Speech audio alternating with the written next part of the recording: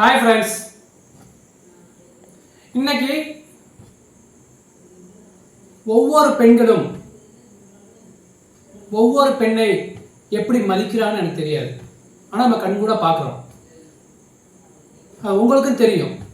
ஆனால் கண்டிப்பாக அந்த பெண்கள் மதிக்கிறதை விட கண்டிப்பாக ஒரு ஆண்கள் அவ்வளோ மதிப்பாங்க.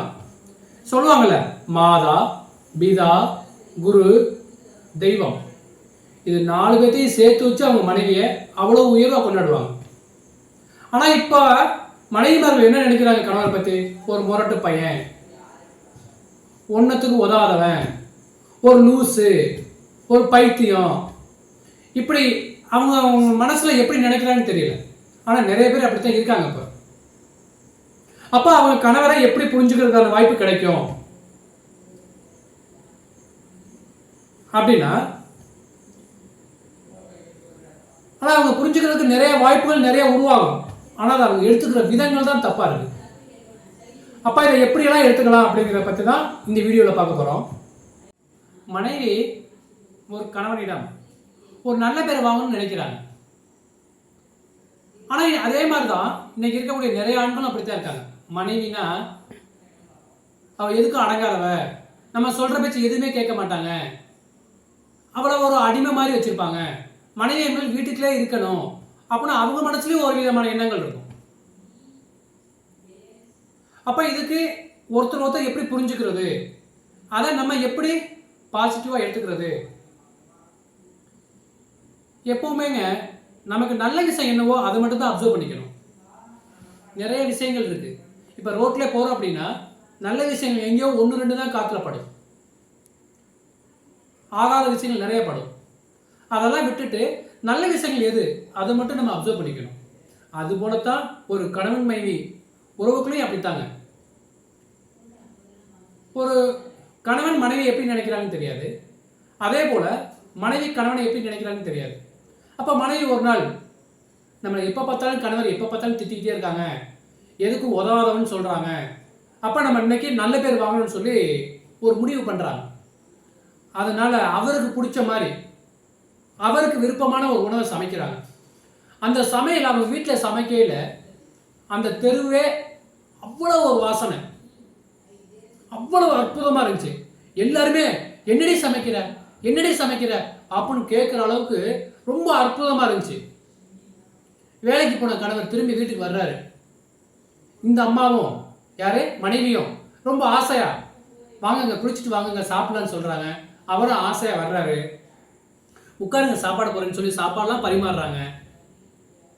அவரும் நல்லா வேகமா சாப்பிட்றாரு.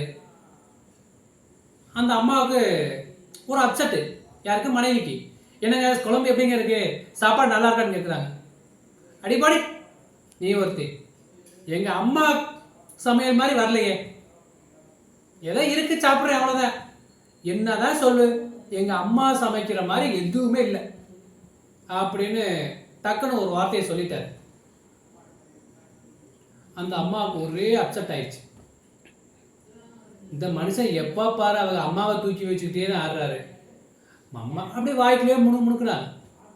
இந்த மனுஷனுக்கு நம்ம என்னதான் சமைச்சாலும் அவருக்கு நல்லாவே இருக்காது, அவங்க அம்மா சமைக்கிறது மட்டும்தான் அவருக்கு வசதி. எப்ப பாரு இதே பொழப்பா போச்சு. இன்னைக்கு இவ்வளவு தூரம் கஷ்டப்பட்டு பார்த்து செஞ்சு நமக்கு கடைசியில எந்த ஒரு நல்ல பேரும் கிடைக்கல, எந்த ஒரு பாராட்டும் கிடைக்கல. அட்லீஸ்ட் நல்லா இருக்குன்னு சொல்லாட்டியும் பரவாயில்ல, நம்மளை ஒரு மட்டப்படுத்தியே பேசுறாரு, என்ன மனுஷன் இவரு அப்படின்னு சொல்லி அவங்க மனசுக்குள்ளே நொந்துக்கிட்டாங்க.